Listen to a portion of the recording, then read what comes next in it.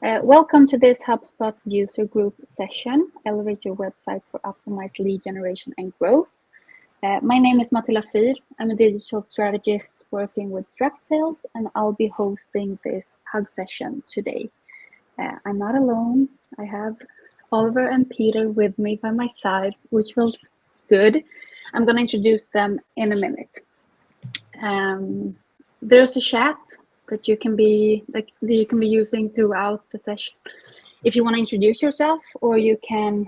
I think it's nice to do some kind of check-in. So if you just want to paste an emoji to describe your mode today, I would probably be a happy emoji and a coffee because I feel like I'm fueled by caffeine this Monday. I'm sure you can relate to that. Here's the agenda. We'll be here until 12:30. Today's topic, as I said, is mainly like HubSpot CMS, how to make the website and the related modules relevant to the customers for them to actually feel, wow, this is good, and then seamlessly moving them down the funnel towards becoming a happy and loyal customer, right? Yep. I'm not going to do the speaking today. We have the real experts for that. Oliver are going to kick off with why it's crucial to implement CMS in your business strategy. We're going to have a breakout session to make it more interactive and for you to participate, even if we're here virtually. And then Peter will take over and talk about some underutilized connections between CMS, knowledge base, and tickets in Customer Portal and Service Hub. For the end, we have the Q&A. Keep the questions coming during the session, either in the chat or in the Q&A. You should have a button at the bottom. It's totally up to you, but use the experts while we have them here. And that's all for me. Once again, welcome. We have Oliver, Struct Sales CEO. He will say a few words about himself. And then we have the HubSpot expert, Peter O'Sullivan, here as well. Maybe you can start off by telling me what emoji your mood is today. Do you want to have my emoji mood? It's very happy and very smiling, if that was what you were asking. Yeah. Just like 20 seconds of who I am. I'm managing this company called Struct Sales. We have been HubSpot partners since 2014, so next year is going to be a 10-year anniversary as partners. And it's been a blast. It's going to be even more a blast looking forward. And basically what we do is we host the hugs. We have a HubSpot community. We have a very HubSpot-ish website as well, structed.se, where you can find a lot of knowledge and insights regarding how to optimize and use HubSpot. And that's basically who I am. But more importantly, after my session, we're going to dig deep into features and functionalities in HubSpot. So I have my friend. We've had a few meetings together before, Peter, so I decided to bring you to this as you're one of the absolute experts on the CMS and the Service Hub. So I'll hand over to you for a 30-second presentation. I think you can continue with your part first. Okay. Maybe he needed another cup of coffee. He'll be back soon, I hope. Yeah. All right. Good. So let's go with today's presentation. As Amanda said, if you have any questions, put them in the chat, put them in the Q&A session. There is going to be a Q&A at the very end, but I want to keep this interactive as well. So if you have any questions, please do. So I'm going to start with more of a high level, the reasons. I've highlighted 7 reasons why I think that HubSpot is a really good option. The CMS is a good option if you want to grow your business.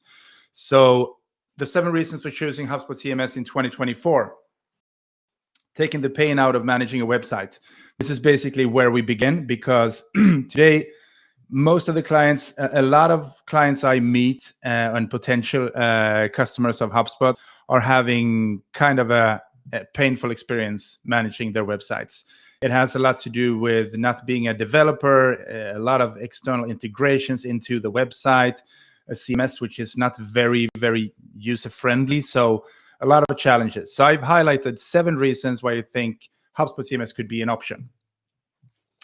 So the first reason I'm looking at is integration and efficiency. So we're in 2023, we're moving into 2024. Your website needs to be working alongside your marketing, sales, and service teams to drive results for your business. On this topic, on this point, I've had a lot of discussions with company owners and marketing managers, where I've seen the challenge they're having in connecting what's happening on the website, which is today a very important part of the sales and marketing process, if you ask me and if you ask HubSpot. But they're not able to connect what's happening on the website in the digital channel with marketing and sales efforts and customer success, for that matter. So they're not being able to drive results and to find out in which way the website has impacted business development for their company. Today, again, we're moving into 2024. It has to be a customer journey friendly tool. So it has to be meeting the customer in the different stages and phases of their buying and decision journey, and give them what they want to have. It's not like you need to do physical meetings on this side, you need to have a website here, you need to do some marketing campaigns over here. It's all connected more than ever. It's going to be, and next year, moving forward, it's going to be even more connected than ever before. So the question we need to ask ourselves is, why are we using multiple tools when you can use everything one for all and everything in one place? So reason number one, integration and efficiency. Reason number two, customization and scalability. So this is one of the biggest things I see with HubSpot as a platform. You can start slow, you can start as a small company, you can grow into this. There is a large opportunity, a big opportunity where you can customize and focus on growth. So long term, from starting to expanding, the CMS will be with you all the way. HubSpot CMS is being enjoyed by startups and enterprise customers today, and everything in between. So you can very much scale as you grow, and things like using a drag and drop website builder instead of needing to bring in a lot of developers and technical people to be able to build the website is a really big win for most of the clients. Beautiful and easy to use themes. It used to be that you needed to invest and pay for every single theme you bought on the marketplace. Now there are a bunch of free themes which you can actually start using and make them into your own without paying anything. But obviously there are premium ones as well, but long gone is the time where you need to pay like 500,000 Swedish crowns or 1 million crowns to build a website. You can basically, if you're a marketer, you can do this by yourself. You don't need to involve technical people. So very easy to use and very beautiful themes and things you can use to get started. So reason number two, customization and scalability. Reason number three, user experience and performance. So again, connected to reason number two in some ways. Today, it's not a nice to have a fast, responsive, and mobile-friendly website. It is very much required. So the websites where they're lagging, you're waiting for them to reload stuff, you're clicking your way around, and it's when you go to your mobile, it's not good at all. I mean, if you don't have a fast, responsive, and mobile-friendly website today, this is out of the box if you go with HubSpot CMS. Out of the box. You don't need to think about it.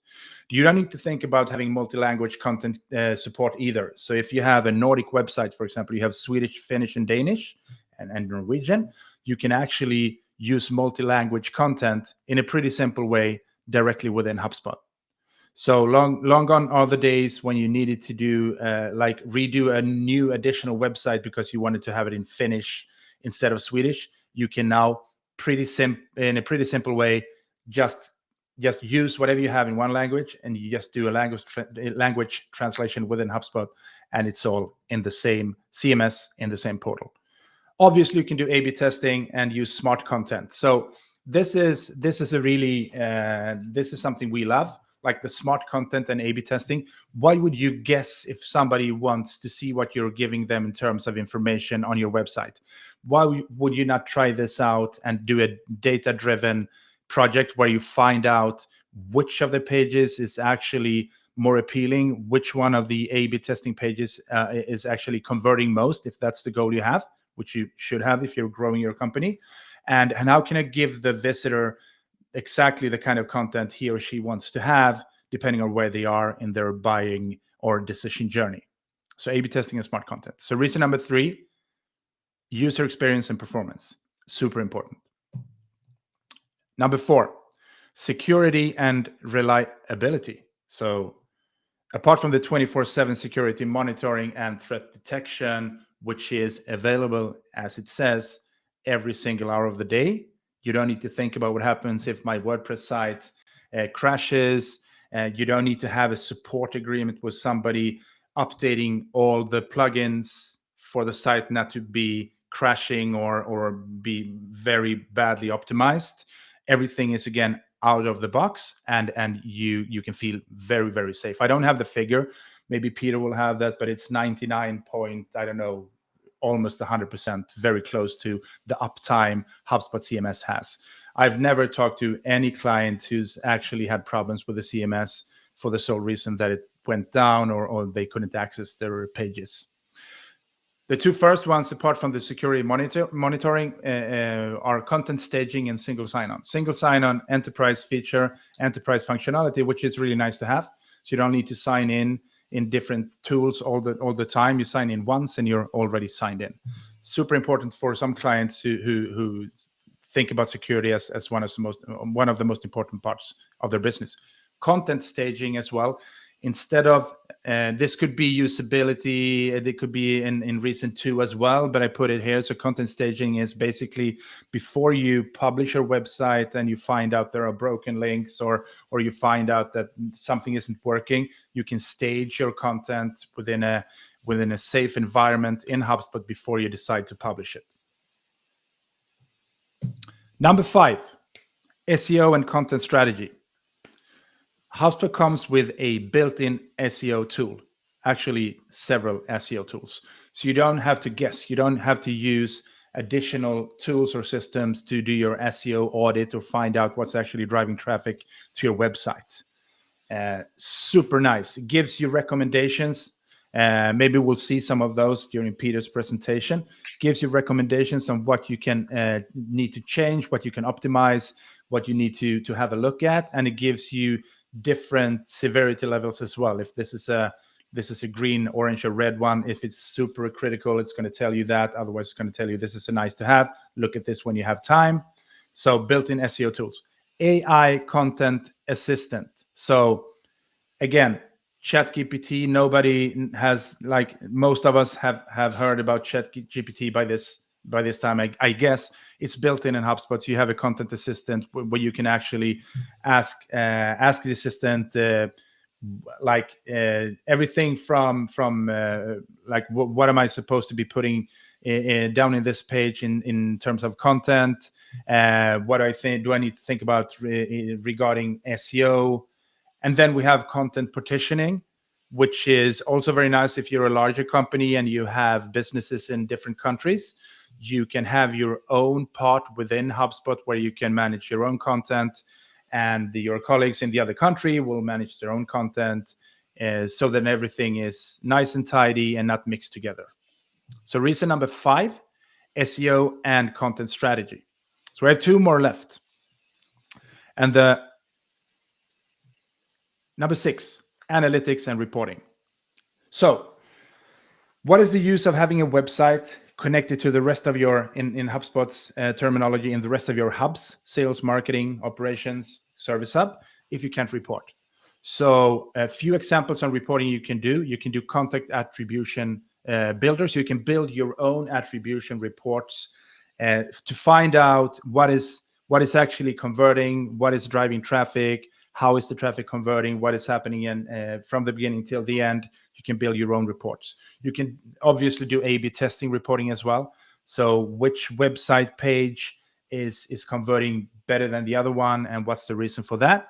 And you can then do custom reporting additionally, like website behavior, leads converted, and deals closed. So again, to map against the 360 customer journey in one single place.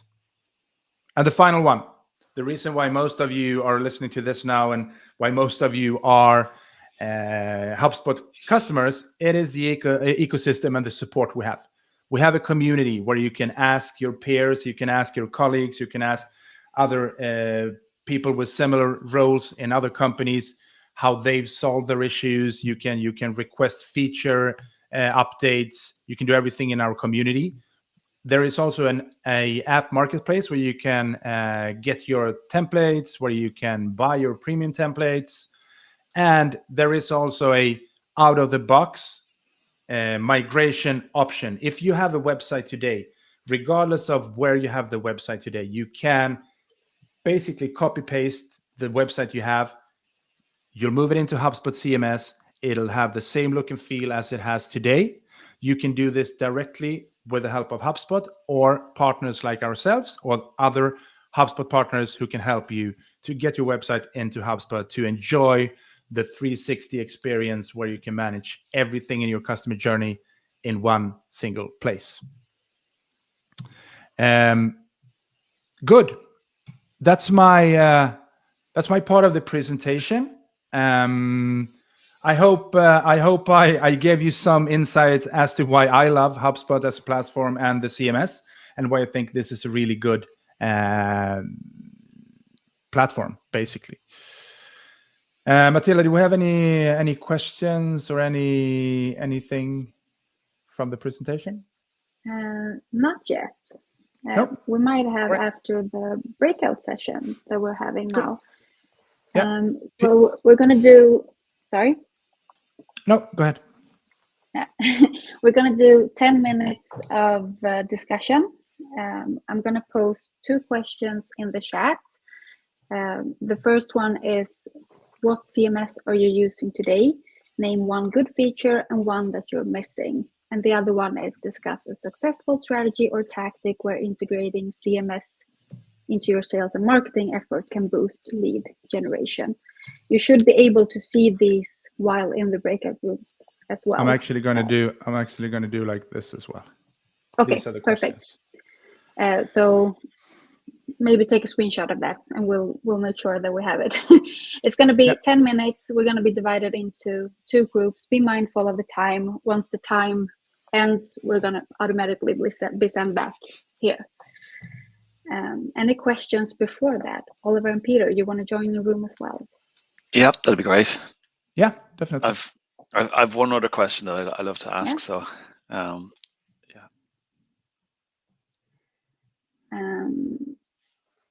Sorry, did you want to ask something now? Sorry. Well, yeah, the other question is kind of really curious. Is anyone running A/B testing on their website today? It's a question I've asked for the last 2 years, and it's almost like a study now at this stage. Nice. Websites today. I'm posting it in the chat as a bonus question. We'll send it in. Okay, so you're gonna be sent into rooms now. Don't be scared. Okay, see you soon. People are coming back. I know some of you got interrupted in the middle of a sentence. I seem to be having that kind of morning.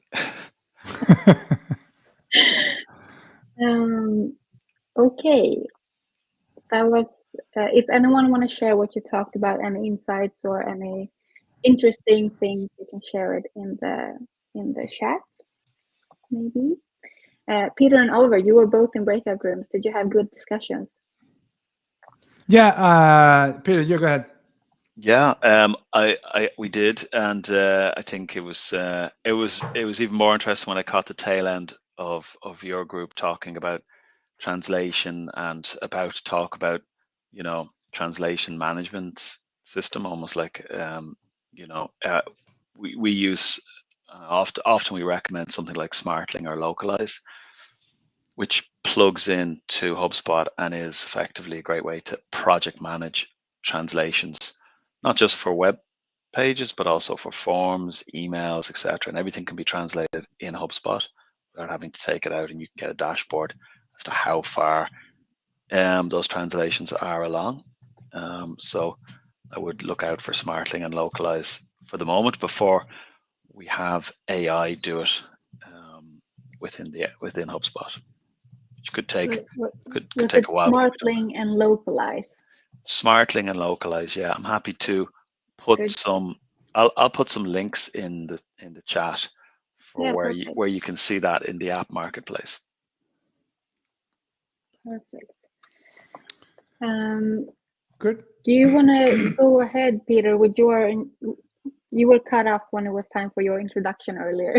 If you want to start your part of the session, just with 1 or 2 sentences. Absolutely. Yeah.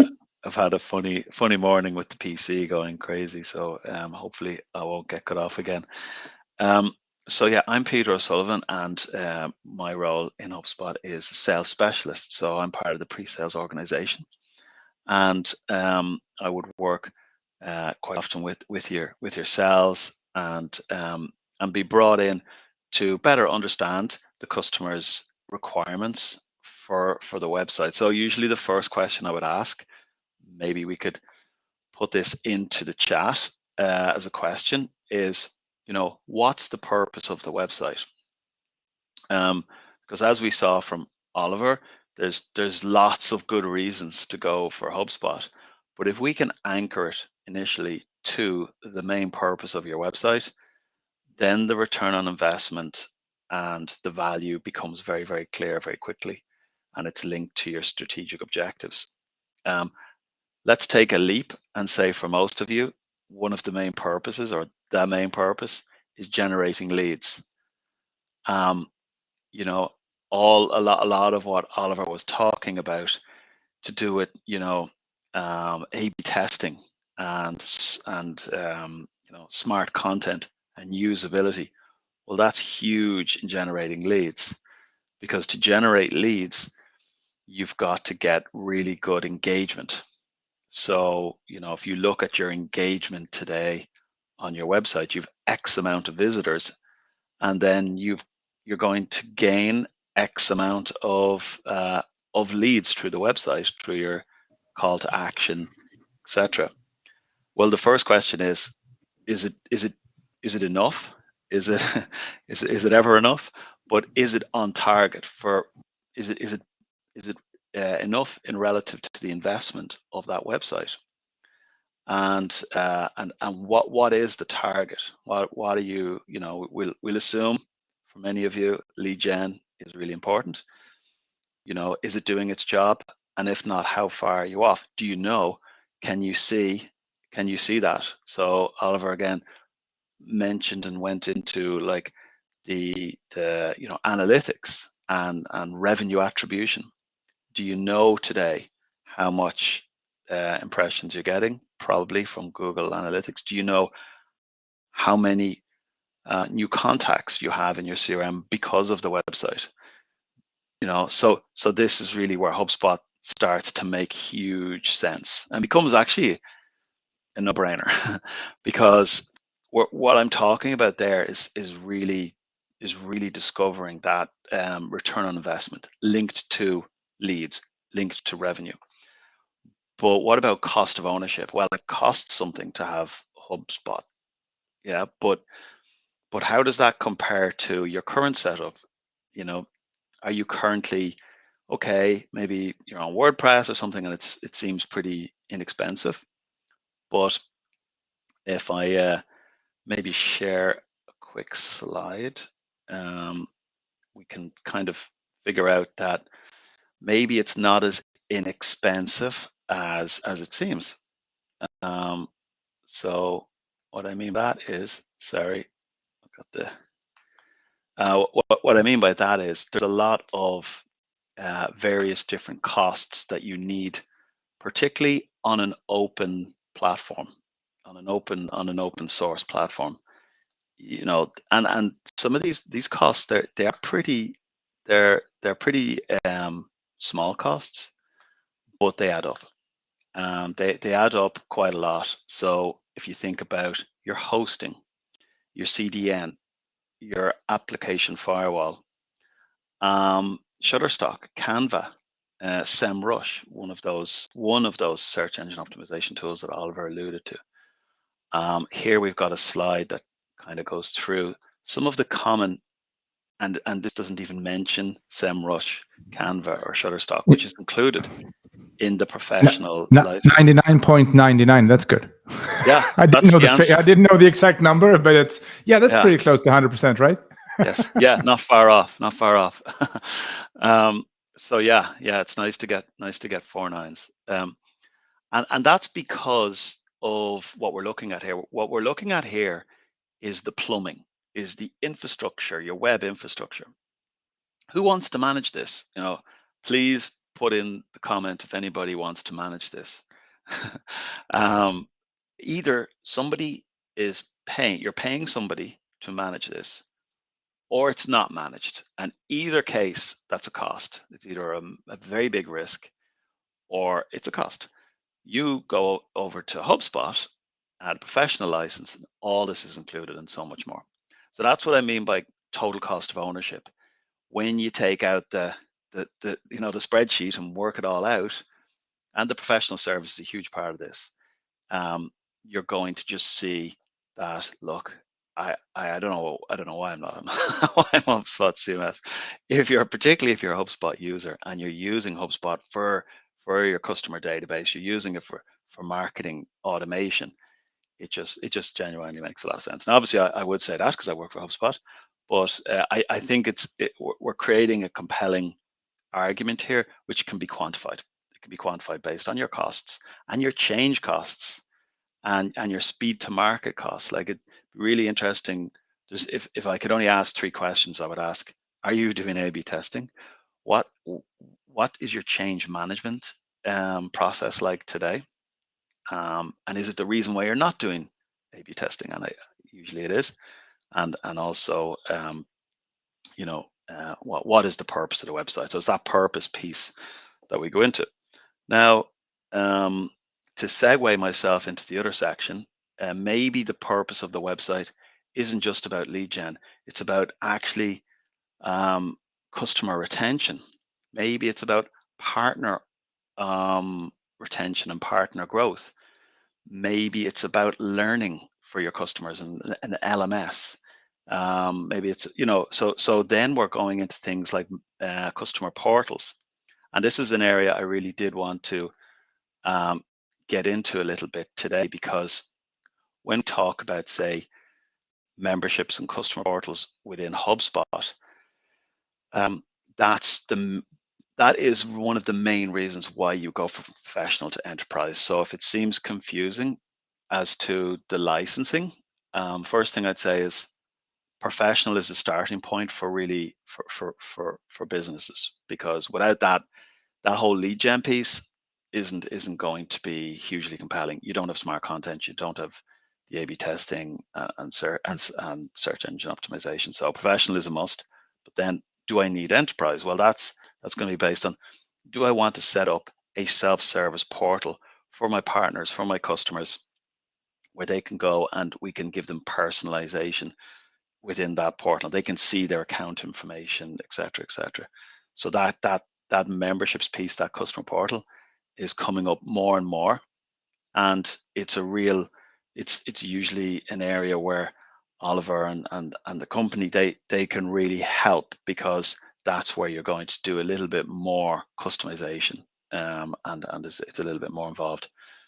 But memberships gives you that opportunity to be able to create almost like a Netflix scenario, where me, the partner, your partner, if you work with your own partner network, or your customer can come in and see their deals, you can surface information from the CRM onto that page. And some of the use cases, like I mentioned before, could be onboarding. It could be onboarding that touches on learning management. It could be partner management systems, or just an area that helps your customer get the information they need straight away. like a knowledge base. Now, this is where we flick from CMS to Service Hub, but we're going to do it to help differentiate. So knowledge bases, that's actually out of the box feature for Service Hub. So do I want to create that self-service? And if you go the Service Hub route, well, you don't have to create anything. It's out of the box. It's like a theme or template. You just go ahead and you can either migrate your existing knowledge base, which is effectively your Q&A, into HubSpot. If it's already there in another system, we've got different ways to migrate in. Again, that's where Oliver will help in terms of onboarding. Or you can create it from scratch if it's something new. But certainly if we think about it ourselves, do we love creating tickets for things with companies, or do we love just getting the information we want straight away? So knowledge base is huge, but I would say don't, unless you have to, don't try and recreate that in CMS. Get that from Service Hub because it's out of the box and it links into chat. So if you want your chatbot on your website, talking to your customers and trying to help them by interrogating the information on knowledge base, that's incredibly easy to achieve when you go the Service Hub route in knowledge base. So just the reason I want to do this is because there is crossover, and even more so crossover when we think about Customer Portal, because we've something called Customer Portal in Service Hub, and that is effectively a tickets portal. It's a portal you can go to where you can manage and see your tickets. So if you've got B2B customers that might have multiple tickets and you want to give them a service wrap, say here, the various stakeholders from your organization can come here into your customer portal and see your tickets and attach documents and delve in and organize your tickets and see your tickets. Then again, customer portal, don't try and invent that on CMS. Don't try and have that hard coded on CMS when you can get it out of the box with Service Hub. And with Service Hub, you get so much more as well, which we won't go into today because it's not about Service Hub, but it's about, okay, I've got this website need, and it's about giving customer self-service, empowering the customer and giving them what they need to get the information they want on our company, maybe from a technical perspective on or whatever those additional pieces of information are with knowledge base, and also to be able to manage their queries with us or manage their tickets. So what we would do, what Oliver and ourselves and HubSpot would do, is we would talk to you and understand, okay, what are the needs? What are the use cases? What do you need to do? What does your customer or your partner need to see and do? And is that public? Do you want that public or do you want it private? Then we're able to work out an overall solution, which will be designed in order to have the least amount of hard coding and cost to you. And in some cases, it's much more efficient and quick to use a combination of Service Hub with knowledge base and what we call Customer Portal, which I would love to rename Tickets Portal, combined with something like CMS, professional or enterprise, depending on what you want to do with your overall customer portal. So that's kind of the area I really wanted to focus in on. So any questions, please fire away, whether they're from Oliver or from anyone on the call. I have a comment, Peter. I love that you want to call it a ticket portal instead of a customer portal, because that's basically what it is. It makes it easy to understand what it's used for. Definitely. Great. Yeah. Do you have any other like misconceptions or any things like HubSpot clients think about the CMS or the Service Hub, and you want them to think otherwise, like position the tools and the products in a different way? Well, seeing as it's actually Operations Hub. I would love if Operations Hub was called Data Hub. because it's Yeah. truly about Yeah. data all the way Yeah. through, you know, and but that's for another session. Yeah. I think A/B testing though is just this little big thing that that really, you know, we can brush over, but when we get into it, it should be, you know, it should be called golden information. Like, it's so valuable. It's so valuable, and we know it's valuable. Any digital marketeer knows that they're using A/B testing for creating websites. Sorry, for creating emails and creating blogs and social posts, and because it's built into the process. You know, it's like I'm going through this process that HubSpot is helping me with, and A/B testing is there, and I use it. But nobody I've spoke to in the last year and 2 months, I get to do, you know, I get to do like at least 5 interactions with new customers a week. I've yet to find somebody who's doing A/B testing on the website. So this is a competitive advantage waiting for you by moving to HubSpot. And why would you not want to make those data-led decisions? Because if you do, you build that into your change process. Sorry. Do you think it's do you think that clients think it's more complicated than it actually is to set up and do the A/B testing? Is that the reason, so. or what are you seeing? Yeah, absolutely, and I think that's true for. I also think that's true for smart content, because often I would ask the question, if I'm not doing a good enough job on the discovery part of the session, or I've come in late, I will ask, so are you planning to do smart content? And the answer will be maybe phase 2, maybe phase 3. And the reason for that is because it's perceived, to your point, Oliver, it's perceived to be difficult. Yeah. A/B testing, yeah, I would say also most customers would assume that it's you know, unsustainable, technically unfeasible, technically possible, but just the juice not worth the squeeze type of scenario, where, hey, I'm a marketing person, how am I supposed to be able to do that, you know? But if I was to jump into I'm going to jump in right in the middle of the CMS here in a quick live demo, just to show how easy it is. And let's say I'm creating a page, and you know, I get to the stage where I'm going to start making some decisions. So I've dropped in a module here, a video module, and if I play this module, you'll see that as the video plays, it's a short video, it's to generate leads. Up pops a CTA.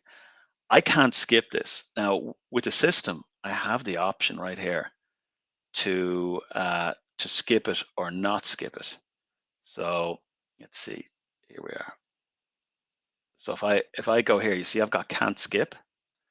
So that's taking a hard line, and maybe I'm better off allowing them to skip. But that's how do I know? How do I know which is going to be better? You know, for because what is defined as better? More leads, more interaction, more conversions. So I'm going to A/B test that. How do I A/B test it? Well, I'm going to apply the changes first. Then I'm going to run a test, and I'm going to run an A/B test. It's that easy. It couldn't be easier. And in version B, they will be allowed skip. In version A, they won't. I'll come back a week later, and I will make a data-led decision. So it's that easy and that important. I would maybe just as well, those of you who are may have noticed, I could also run an adaptive test. Now, adaptive test is the next level, and it's with enterprise. So it's worth a mention, because we are talking about some customers who are interested in membership portals, so they're getting enterprise anyway. Now, adaptive testing allows 5 variations. Okay, it's not letting me click on it. Obviously, I'm in my demo with the enterprise version, but 5 versions instead of 2. So A, B, C, D, E, and F, and that allows me to simultaneously test more variables. So if I think about the A/B testing process, I'm going to wait a week to find out if they should skip or not skip, and then I could make another iteration and another. So it could take me over a month to test 5 variables. so it's a big deal. So I'm going to speed up my iteration process by about 250%. Also, it's got AI and automation built in, so I don't actually have to go back. I set and forget. I know that the system will automatically promote the most engaging version. So that's kind of again a little big thing that maybe we don't talk about too much and get enough airtime. In terms of smart content, yeah. Can I just do a follow-up question on the A/B testing there? Yeah. How much, like, how big of a quantity of data do you have to actually, like, how much traffic do you have to drive to the test to actually make sense of the test? So it's not like we tested on 5 people and we're going with this. Yeah. Like, is there a magic number there? I don't think there's a magic number. It's a good question, but I don't think there's a magic number because, it's just going to be, let's say, it ran for a week and there was 100 100 views and 50% of them got version A and 50B, and 100's, it's not that high, but let's just say it was 100. I'm going to get that's a sample size. So it's kind of a marketing sample size. How big does my sample size need to be? But even if it's not as big as you would like, it's still going to give you a compass, and it's going to give you a direction that's based on ask the audience. It's based on user experience, and we can see that, okay, version B, when they didn't skip, we got way more leads. So we're just going to go that route anyway. And that's a percentage term. So whether it's 20 or 50 or 100 sample size, it's still got relevance, I think. Yeah, because the option is just you or me sitting and guessing, right? That's it. Yeah, you're making a gut, which is fine. Your intuition can be amazing, but it's lovely to be able to back that up and show that back to the organization as well. Hey, why? Somebody in the organization who's maybe very senior goes, you really shouldn't. You should allow them to skip that CTA. Well, at least you as a marketeer can show back and go, well, this is the why. Exactly. I wasn't being mean. No, and it's also like I wasn't just sitting there like guessing, like we actually run the test. Exactly. But if we think about that over time, over a year, over 2 years, what's happening is you've created a continuous improvement cycle, which will have profound and compound benefits, because every time you make a change, you're making it based on real data, and because the system's so easy to use, you're going to make more changes. So you're going to make more changes, and they're going to be more intelligent. If you multiply that out over 6 months and 12 months and 2 years, you should be able to come in here. We mentioned reports. You should be able to come in here and start seeing the fruits of your labor, seeing how many customers you're getting, how many new contacts you're getting based on that, and how many you're getting today, how many you're going to have in 6 months and 12 months. And that can all be traced back to revenue. And I can come in here and I can look at these customers in the CRM and understand their digital journey, not just on the website, but across the digital marketing campaign. So I can have the quantitative information that can come from Google Analytics and HubSpot, but then I can come in here and get qualitative data, and sorry for the Wi-Fi here, and understand what their journey was to get clues and insights so that I can help make other decisions to convert more as well. So you're going to have all of the data you want, but also you're going to get insights and the ability to very quickly do like a forensics on how do these 10 customers become customers? What was it? What was that mixed digital marketing journey like? We'll even get the data on that customer's visits to our website, before they convert it. So once they convert, the system will retrospectively bring in all those page views and interactions as well.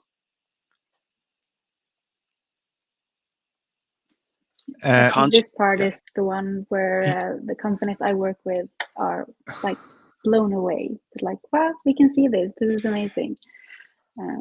Yeah, and I mean, this is like, as I said, when I went through my slides as well, this is like moving into 2024. If you can't, like, what's the point if you're going to have everything scattered in different places? I mean, why not log into one single source of truth where you can find every information you want to have?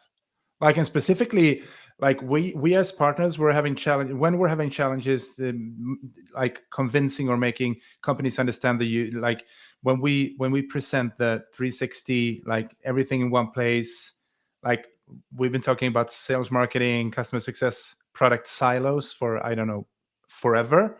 This is how you solve it. It's like, I normally don't talk about tools and systems. I think that comes at the end when you have your processes and everything in place. But like when you show this is where you find every single information you want to have. You don't need to jump in between different tools and systems. And for management, it's like, and you can schedule reports. You can send them a report like each Friday before lunchtime. The CEO gets a report on the metrics he or she wants to have. It's unbelievable. Absolutely. And then I guess the final piece of the puzzle, so to speak, is, okay, I believe Peter and Oliver and Matilda with regards to HubSpot will create more leads. But I do want to have more traffic, and I particularly want to have more organic traffic, because it's not free. Obviously, you have to put the time in, but it's a return on investment. If I can get more traffic, I can have more data built into my A/B testing. I can get more, if I keep my percentages the same, I can get more conversions. I can have more people to market to, and I can generate more leads and generate more revenue. So how do we make search engine optimization easy?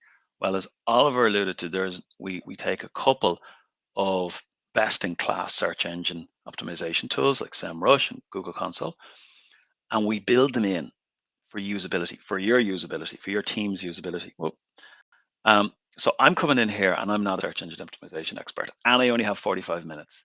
So how do I make a difference as a beginner, a novice? Well, I come in here and I go into categories. This is search engine optimization. I put in my website, and I don't want to deal with everything at once. I want to deal with only high impact. And I am only novice, so I want to only deal with medium to low difficulty to begin with. It is Monday. And I am not a developer, and I don't want to start working on something and then I realize I need a developer's help. So I'm getting rid of these two, and I'm focusing on marketer roles. And now I'm dealing with three broad categories. Well, not broad, actually, very specific categories. Address pages with duplicate tags, and I can learn more about that, and then I can fix it on those 9 pages, and I can see those 9 pages and I can make that change. So this is fundamentally different to going into a search engine optimization tool, spending time understanding what's required, creating maybe a list for me to do, and then, at some point finding the time to log into HubSpot and into my CMS and make those changes in the appropriate place. This is joining the dots, and it's just speeding things up. It's a decent example of how HubSpot works in general, in terms of making it easy for you to make a difference, and to kind of, again, have that 45 minutes every week or every day, and seeing that massive impact on your search engine optimization.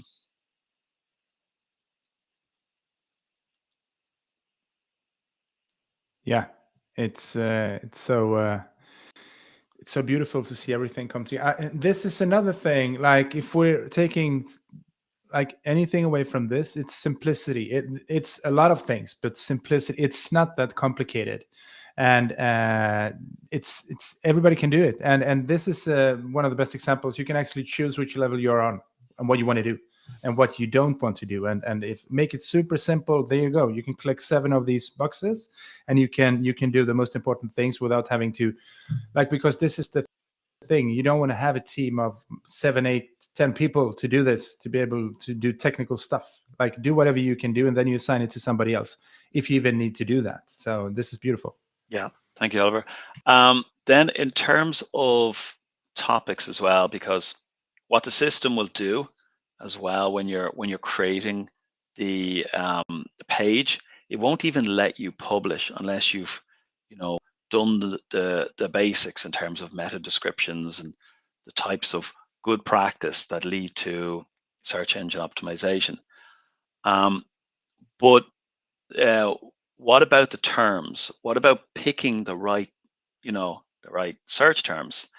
If we think about Norway's always on my mind. I'll be going there with the family after Christmas for some ski time.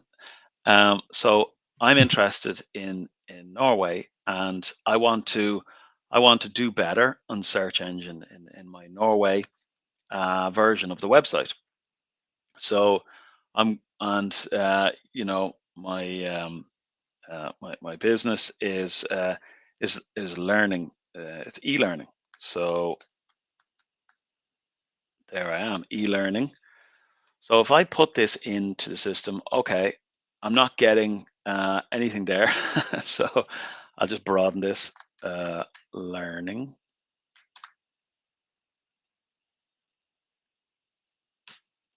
Right, a bit better. In Norway today, there are 880 monthly searches for that term. That's interesting, and it's important to understand the addressable market, so to speak. But this number here is even more important in my view. This is the difficulty rating. Now, for me, anything over 50 is questionable. I'm going to want to really consider about spending my time on that, because I've seen lots and lots, and as you go into your own businesses and your own niche, you'll find terms that are under 50. And when you find those, what you've got is a term that there isn't hyper competition for. It's a niche term that you can really own. And that's what you're trying to do. You're trying to own that term. So when someone in Norway puts that term into Google, that you're ranking highly. So that's the way I would play that. And then if we maybe just click on this for a moment and go through, just while we're in search engine optimization, because it is key to driving more organic traffic. We're brought into what's called a topic cluster.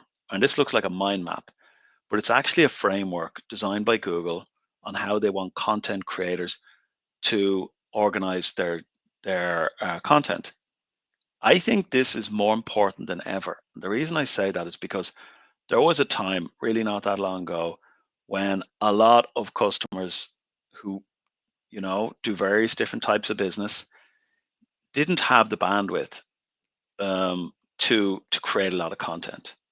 But that's really changed now, because now content is way more accessible through AI. Now, myself and Oliver and team, we're not saying create all your content on AI, but AI will help you, and it'll give you nice tailwinds. It will really help. So and it will encourage you as well. So now I'm going to have more content. I'm going to have more blogs. I'm going to be able to create more blogs faster. And also, if you're using HubSpot in general and using HubSpot CMS, it's going to be easier for your entire team to come in and make content. So we're saying you're going to have more content in the future. That's what we're saying. So if so, we want to make sure we're creating the right content, and we're structuring it in a way that Google likes.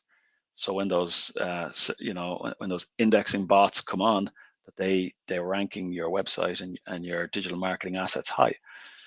Okay, so how does this help? Well, what we do is we've got our learning as our main topic there in the middle. And then I'm going to put in learning again. And this time, the system is going to tell me what other terms related to learning are important in Norway, and quantify them again. So, okay, LinkedIn learning is really important. All right. Learn English for kids is really important. Microsoft learning, etc. So you could decide that one of these or more of them makes sense to your business. And now you can go, right, we're going to write a blog about this. This is what we're going to write a blog about. So this is the term that I'm going to have put in when HubSpot goes, you can't publish, put in your terms. These are the terms I'm going to use. So it's not just doing the right thing, it's strategically doing the right thing well, if that makes sense. You're adding intelligence. So you're now got good habits, and you're putting in your meta descriptions, but those meta descriptions can be much more intelligent and much more strategic by using this system. So let's say Microsoft Learning is really relative to our business, and we're creating another web page. We attach the URL, and we keep going, and we've got this kind of hub and spoke or reciprocal link cluster going on that Google loves. And if Google loves it, we're going to get more traffic. So that's the name of the game there. Yeah. Conscious of time, Oliver and Matilda, please let me know if there's any areas that I haven't covered, or what any comments there at all. I think from my perspective, this is very straightforward, as it should be, and hopefully it's gone through that it isn't super complicated to do these things, and you can get a massive ROI and take away from just starting small and using the simplest things. Like, why wouldn't you do this? And again, seeing that, another thing which I mentioned during my part of this hug is people think it's super complicated to migrate a website. So we have a WordPress website today. It's different modules and different pages, and how do we get this into HubSpot? It has to take a lot of time. It costs a tremendous amount of money. It's like, yeah, exactly. There are a few different options, but it's going to be much smoother than you think, and it's most probably going to be cheaper than you think as well. Yeah, absolutely. And you mentioned it, Oliver, at the beginning, and you're dead right. So it's going to depend on exactly where you are in how much you love your current design, and are you currently going through a rebranding exercise or not? Are you super happy with your website, but it's just that if you go to HubSpot, you're going to generate more leads? So we bring it across. Yeah. If that's the case, we have a HubSpot service that works in conjunction with Oliver, where HubSpot will effectively move your website across for you. And I'll give you another thing on that. We actually, if the case is that you're seeing the value of having everything in one place, you just want to keep the website as is for now. You're happy with the way it looks, the way it feels, and everything. You just want to move it into HubSpot's ecosystem. We recommend clients, even though we can do website projects, we can redesign stuff, we can build websites from scratch. Very seldom we do that. Normally we start with a theme, maybe a premium theme, and then we build on that one because it's so much simpler, it's cheaper for the clients. But if you want to take your website as is, we actually recommend using HubSpot's migration services and it's very simple. If you can think 3 steps into the future, you understand why HubSpot is doing this at a very competitive price, because HubSpot, they want you to use the platform. They want you to move your website into HubSpot to see the value. So it's a very cost-efficient way of doing it. We're actually doing it with the client as we speak. So they're using the migration services from HubSpot. We're kind of just looking at everything, giving them a pair of extra eyes. And then when they actually moved it into HubSpot, this is when our support and our work starts. In this case, what do you want to redo? Is there anything you want to change, or are there any small fixes? And then we can start doing this. But they're going to get the website exactly as it looks today into HubSpot, and that's the main focus for them. And it's going to be the best investment, if there is no change at all, to do it directly with HubSpot. And then we can add our services. So that's also nice to know for clients thinking like, should we involve a partner like StructSales or somebody else? Yes, you can, but like if it's just copy pasting the website, it's a much more cost efficient way to do it with HubSpot, and we could give you a set of extra pair of eyes to just oversee things. But that's the most cost efficient way. You're going to get the website in, and then you can start thinking about. And as you said, Peter, it's sometimes it's as soon as you get it into HubSpot CMS, you're going to see the value directly. Yeah, exactly. And you might also be in a scenario, and Oliver mentioned a number of themes, and I think we've hit the 500 theme number there recently. So there are 500 themes in our asset marketplace, which is the other marketplace beside the app marketplace.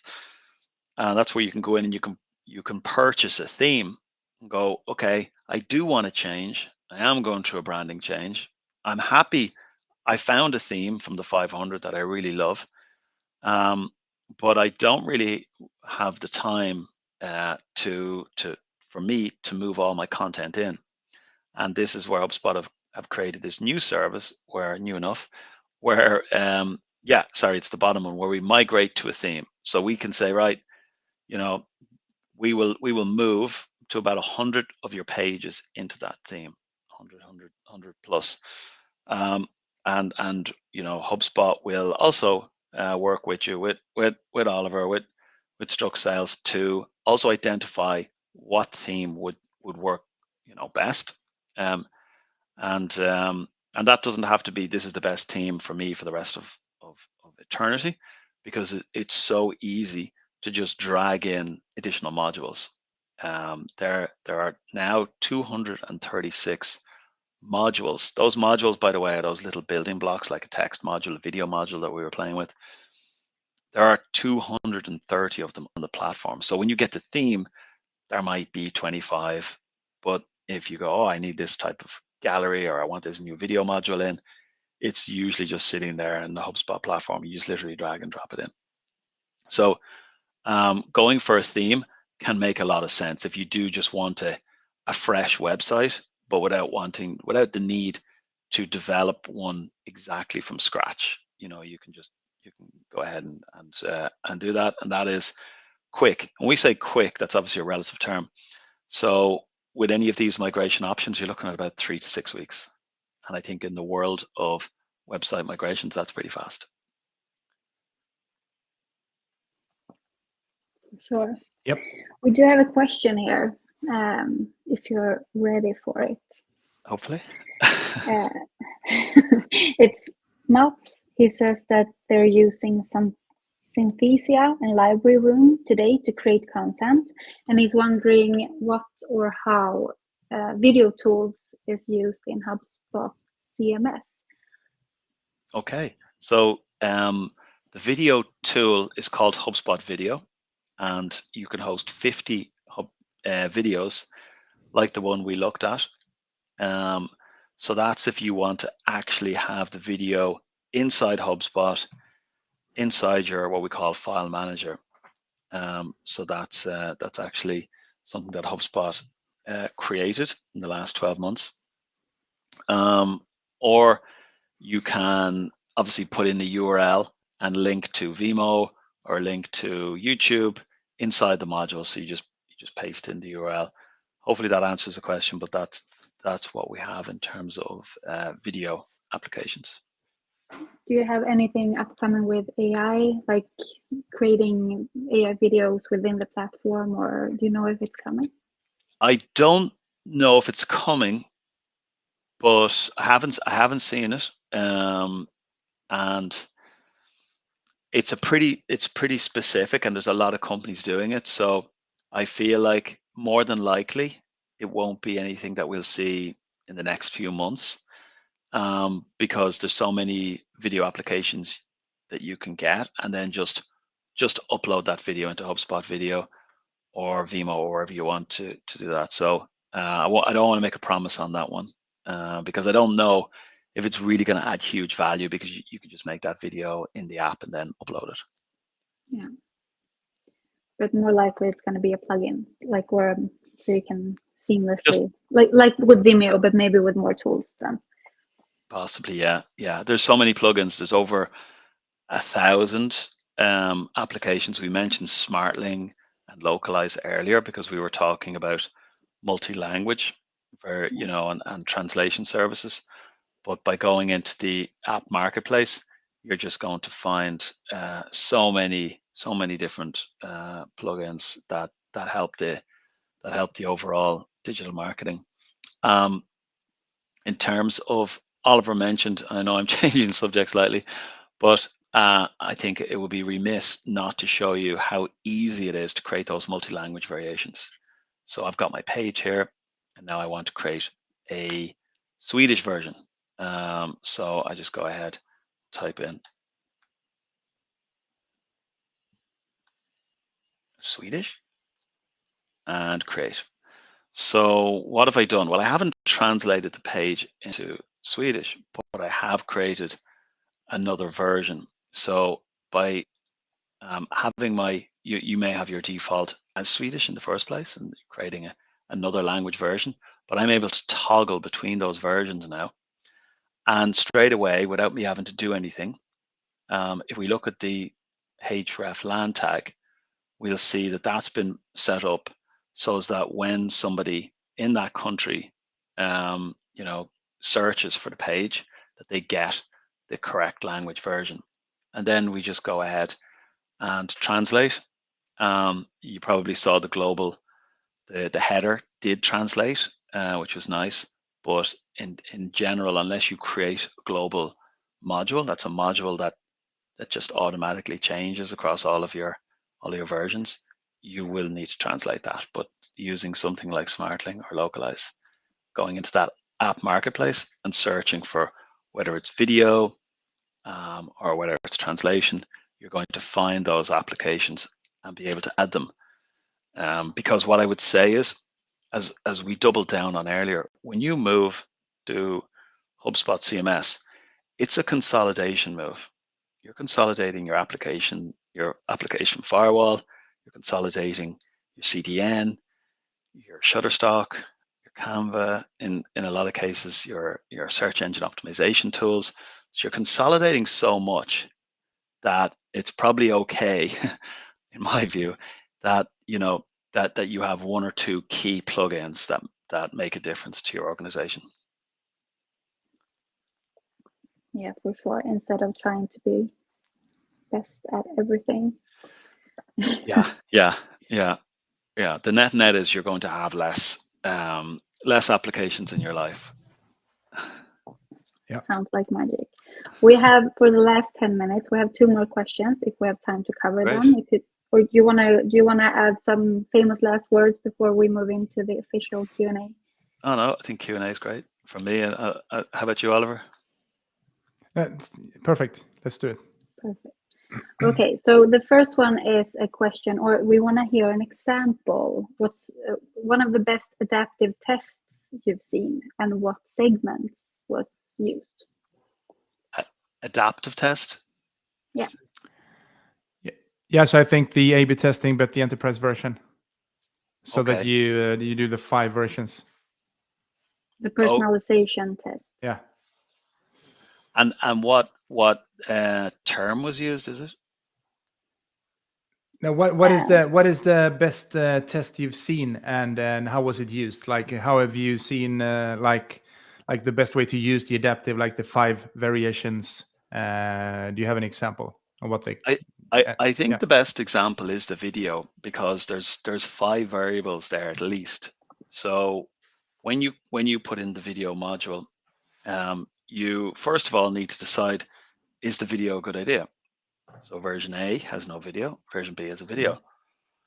Then you need to decide, should I put a CTA in the first place? And you can make a leap and say, well, yes, it should, but it's good to just still, because I've got 5 versions, why not? So now I've got a version with no video, a version with a video with no CTA, and I've got a version with a video with a CTA. And in that version, that's version 3, I'm going to not allow them to skip. And then in the 4th version, I'm going to allow them to skip. But also, there's other variables as well. At what point does the CTA appear? Does it appear at the beginning? Does it appear at the end? Or does it appear somewhere in the middle? So actually, 5 now almost isn't enough, but it is enough, and it's much better than 2. So I've seen that work, and yeah, it's been really useful to just clarify the gut feeling of that marketeer. Is it? Do you often, if you would guess, let's say that you'd do a A/B testing, or you do the 5 versions or the 2 versions. Like, have you asked your clients, or when you've done the testing, like what they think would be the most converting one? And does that, like, do we normally get it right, or are we normally way off in terms of data driven, or like it feels as if this should be converting better? Do you Yeah, have any experience? it's a really good question, and it's definitely something I'd love to know more. But I guess for my role, because I'm in pre-sales, Yeah. I don't really get all of that. It's probably more something that you'll be able to keep an eye out for now. I'll the examples I have in terms of like CMS A/B testing, but also landing pages and emails. It's normally not what you think. Okay. More often than not, it's you think. I'm not saying that it's over 50%, but it's, you get a feeling that this should be the way they, like, the visitor wants to be communicated, or this is what they want to do. But there have been quite a few cases where it's like, wow, is this really, that's interesting. And it could be as simple as, like, not even A/B testing. If you A/B test, you can really find out. But if you're not even A/B testing, you're just reporting on your website, and where do people actually go? Which landing page are they looking most at? Like, which one is converting? Like, it's, and that data as well is so. My takeaway is, I live for gut feelings. The older I get, I have gut feelings, and I make decisions in my life and my business life. But when it comes to things you can actually measure and pull data out of, you need to do that, because in more cases than you would think, the numbers is going to show you something else than what you were prepared to see. That's interesting. Yeah, that is interesting, and it makes sense as well, because I think certainly with me as well, as you do get older, I think you are able to have good intuition. Not good intuition at any age, but your subconscious is working on all of this data that you've processed over your entire life. Yeah. But true. It's always common and interesting to see these things that are counterintuitive. Yeah. Because when they created the mobile phone, Ericsson and those great companies from Sweden, nobody thought texting was going to be of interest, but it was. So we can't always tell the future. We can't tell the future. Exactly. Speaking of the future, the next question is actually, what's the new feature coming in the CMS and Service Hub in 2024? If you have any tea to spill.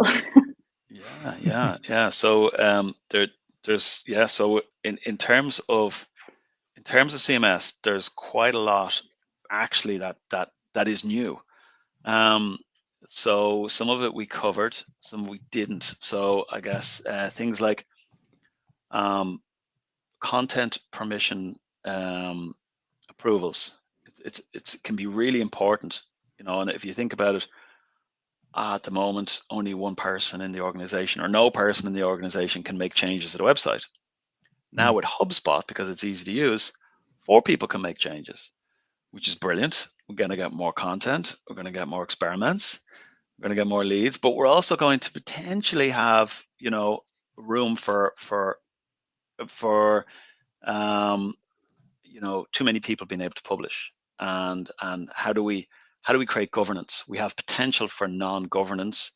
I don't want to say chaos, but we need to mitigate against that. So a great way to mitigate against that is to use permissions. And straight out of the box, you can take users and be very granular with their permissions. So you can just say, hey, you've got editing and viewing for websites, and you've got everything for blogs and everything for landing pages. But you can't publish. Only 1 or 2 people in the organization can publish, and we set them up as approvers.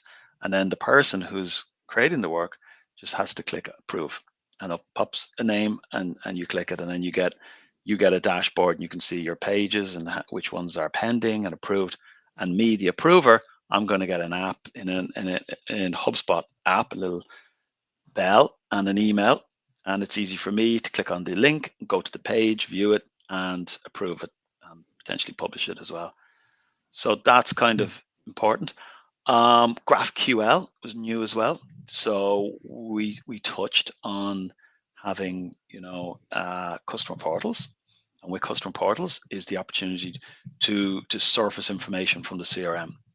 GraphQL can now be used to do that, and that's a quicker coding process, and it's more universal as well. So that's a nice new thing. So I think that probably there are some of the big changes that have happened. The rate of templates and modules as well.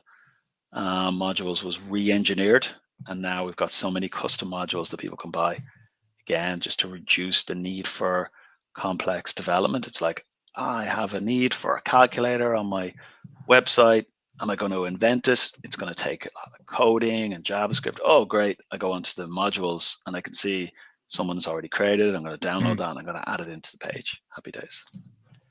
So I think that's new as well. What's coming in the future? There's going to be more AI, and I think translation of language for sure, and just more good use of AI and automation. I think the first point with the content permission approval, all the content marketers or the brand managers out there, like hallelujah moment, people can help, but they're not destroying the brand. Yeah, you can have your cake and eat it. Yeah. Sounds great. Yeah. That's all we had for today. Yeah. It's not just, it's a whole lot, and a lot of usable knowledge. So thank you. If someone wants to reach you, where and how is the best way to do so? Yeah, well, through the partner is the best. Through Oliver, through yourself. That's the best way to do it. I would say I'm on LinkedIn as well, and just to sorry, I'm just going. I'll exit out of that. Yeah, I think that's definitely the best way. I didn't mention what's new on Service Hub, and there's quite a lot there, and I know this is about CMS, but there are several new and coming features there, like help desk. It's just going to be another better way to manage tickets and have tickets created automatically, even from chat. So there's a number of really cool beta features in service today, but I think it's a whole other hug. Yeah. But very exciting, and it's going to be huge this year in terms of what's coming down the line. We'll see if we can. It would be nice to maybe even we do LinkedIn lives, so maybe Q1 we could do a Service Hub LinkedIn live with you, Peter, to go through the features and everything. That would be very valuable for our audience as well, I think. Yeah, I would Let's discuss that. Yeah, there's a bunch of things on the Service Hub. I totally agree on that. Totally. Great. We just touched the surface. Yeah. Good. Great. Thank you both for taking the time today, and the same goes for the audience and for those asking questions and participating in the breakout rooms. I hope that you found some value in this. I myself did, for sure. And I hope to see you soon again. Great. Thanks for having me. All right. Thank you. Bye-bye. Bye.